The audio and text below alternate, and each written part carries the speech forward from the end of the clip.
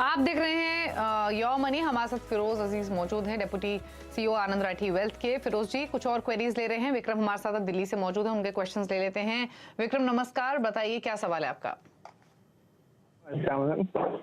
मैं विक्रम, एक्चुअली मेरे पास SBI small cap जी जिसकी SIP 2500 पर मंथ, मेरे एसेट इमर्जिंग ब्लू चिप 2500, पारस्परिक flexi cap 3200, SBI focus equity fund 1100, axis long term equity 1100।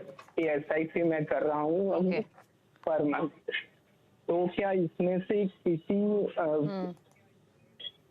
Fund को मेरे को एग्जिट करना चाहिए या फिर सभी फंड में सही दिशा में लेके जा रहा हूँ? तो फिलहाल आपने ऑलमोस्ट 5 फंड्स लिए हुए हैं, 1000 से लेके 3200 रुपए तक की आपकी SIP। अच्छा, कब से आप ये शुरू किया आपने SIP?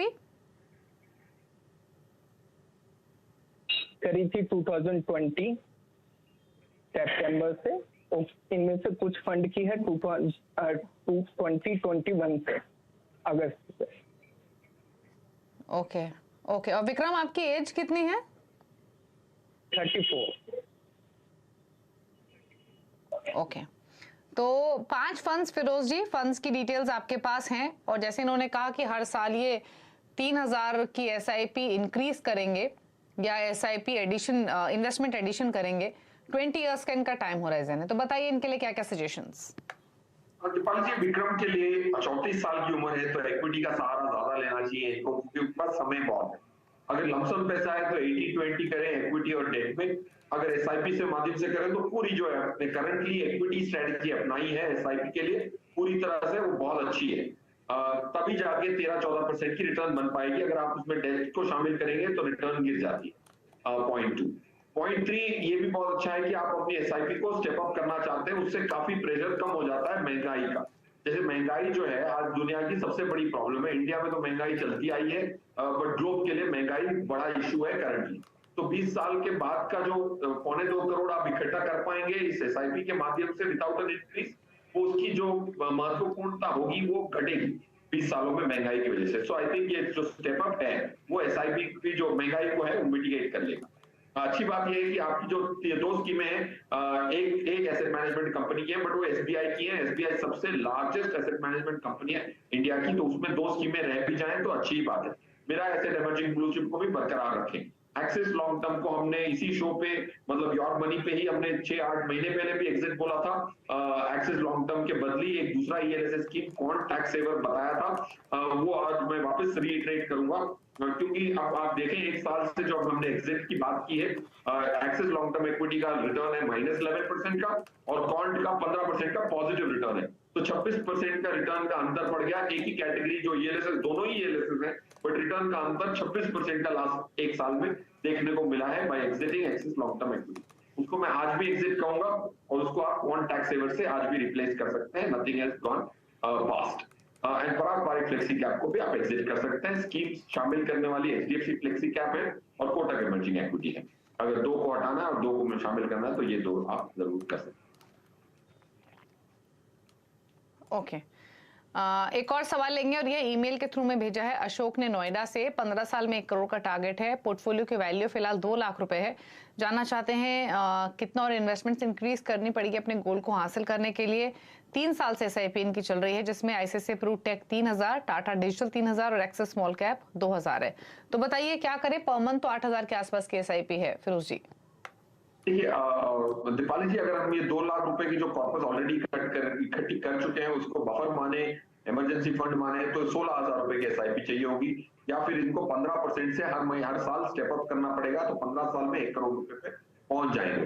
तो स्टेप अप करे बगैर करना है तो 16,000 चाहिए। 2 लाख को आप साइड में रखें, वो एक बफर बनता है। अगर स्टेप अप करेंगे तो 10,000 से काम चल जाएगा। 15,000 पर मंथ पर ईयर की आपको स्टेप अप करनी है तो भी आप 1 करोड़ पे पहुंच जाएंगे 14% की रिटर्न पे। That's point 1। Point 2, ICICI technology fund, Tata digital fund, ये दोनों ही सेक्टर फंड है। देखिए अशोक जी, लगता है कि हम ज्यादा रिस्क लेते हैं तो हमेशा ज्यादा रिटर्न बनती है, ऐसा नहीं होता है। काफी बार ज्यादा रिटर्न लेने से मार पड़ती है। तो जैसे आपने 2 टेक्नोलॉजी फंड ली और एक तीसरी फंड ली एक्सिस स्मॉल कैप, तो एक स्मॉल कैप ले ली और 2 टेक्नोलॉजी फंड ले ली। ये तो कोर पोर्टफोलियो बना ही नहीं, सिर्फ सैटेलाइट पोर्टफोलियो आपने बना लिया। तो कोर पोर्टफोलियो बनाए, फिर उसके बाद अगर आपको थोड़ा एडवेंचरस होना है तो 1-2 स्कीम आप सैटेलाइट वाली खरीद सकते हैं। पूरा पोर्टफोलियो खाली सैटेलाइट से नहीं बनना चाहिए, ये रणनीति अच्छी नहीं होगी आपके लॉन्ग टर्म भविष्य के लिए। रहा सवाल आपकी जो स्कीम्स आप शामिल कर सकते हैं, तो Franklin India blue chip, HDFC flexi cap, Kotak emerging equities, Invesco India multi cap and lastly SBI contra. ये 5 स्कीम आपके कोर पोर्टफोलियो में जरूर शामिल हो सकते हैं, क्योंकि इसमें लार्ज भी आ गया, फ्लेक्सी भी आ गया, मिड कैप भी आ गया, मल्टी भी आ गया, कॉन्ट्रा भी आ गया। और ये 5 डिफरेंट डिवर्सिफाइड कैटेगरीज है, सेक्टर कैटेगरीज नहीं।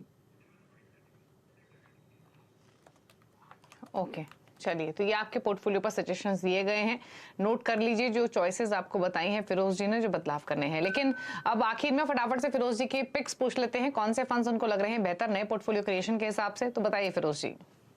किसी को अगर शुरुआत करनी है तो SBI contra, Kotak emerging equities, HDFC flexi cap, ICICI focused equity, ये कॉम्प्लीमेंट्री कॉन्स्टिट्यूएंट्स हैं पोर्टफोलियो के, एक दूसरे के साथ मिलके काम करते हैं अपने इन्वेस्टर के लिए। एक ना करें, पूरे चारों करें, तो अच्छी शुरुआत होगी। क्योंकि मिनिमम अमाउंट 500 रुपए से भी आप कर सकते हैं, 2000 रुपए के लिए भी आप 4 एसआईपी चालू करें, और जब भी पैसे एक्स्ट्रा आए तो चारों में टॉप अप करते जाएं। Is a great start point for a new investor. Okay चलिए, तो SBI contra, Kotak emerging equity, HDFC flexi cap, ICICI Pru focused equity, 4 funds, ये 4 पिक्स फिरोज जी की ओर से, इनके साथ आप अपने पोर्टफोलियो की क्रिएशन कर सकते हैं अगर आप फिरोज जी की चॉइसेस के साथ जाना चाहते हैं। शुक्रिया फिरोज जी आपका आने के लिए शो में, सभी व्यूअर्स की हेल्प करने के लिए, उनके पोर्टफोलियो को बेहतर बनाने में, most important dividend yield fund के बारे में हमारे व्यूअर्स को एजुकेट करने के लिए। Thank you so much. और इसी के साथ योर मनी में तो इतना ही, खबरें जारी है ब्रेक के उस पार भी। नमस्कार।